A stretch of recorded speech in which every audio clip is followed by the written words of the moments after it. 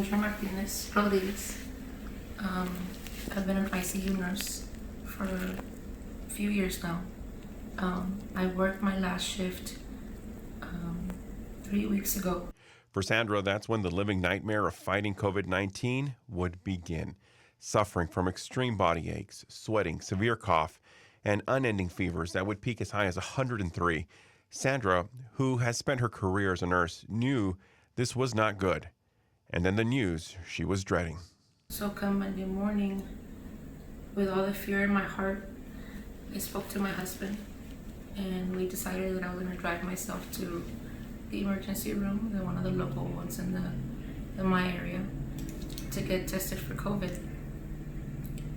As soon as the ER physician saw me, my presentation, the sweating, the body aches, the fever, the cough,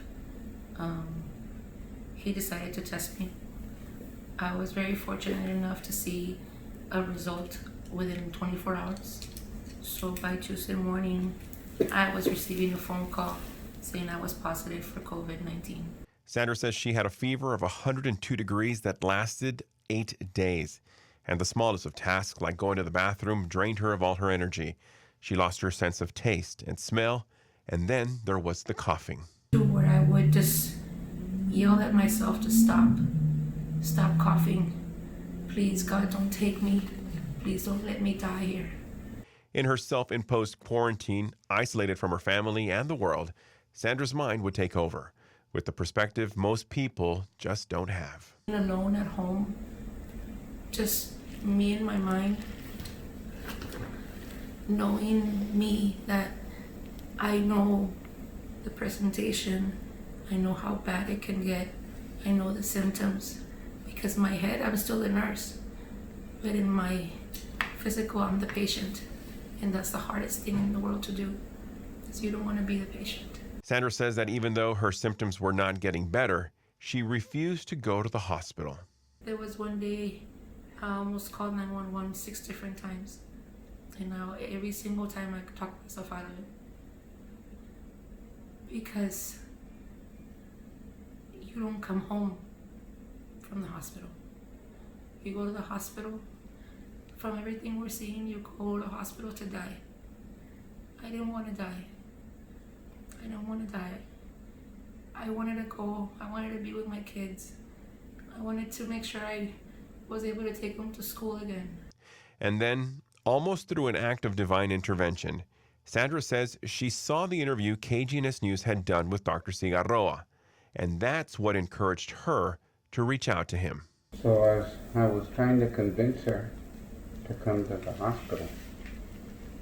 She says, no, I don't want to go because nobody comes back and I'm going to die.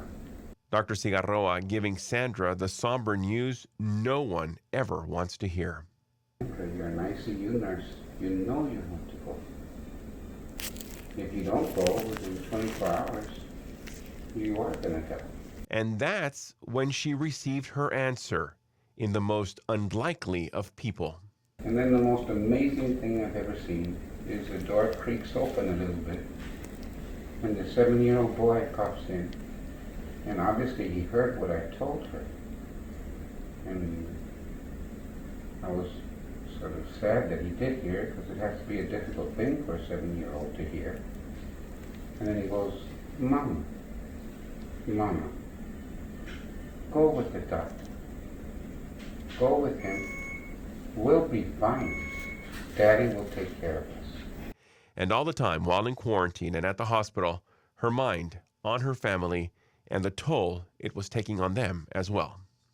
I have twin boys. They're 7 years old, and I have a little girl who's 2, and they don't understand why mommy can't play with them, and they don't understand why mommy can't get up and make them breakfast and give them apple juice or just help them with their homework. And after several days at the hospital, which seemed like an eternity, the outcome everyone prayed for.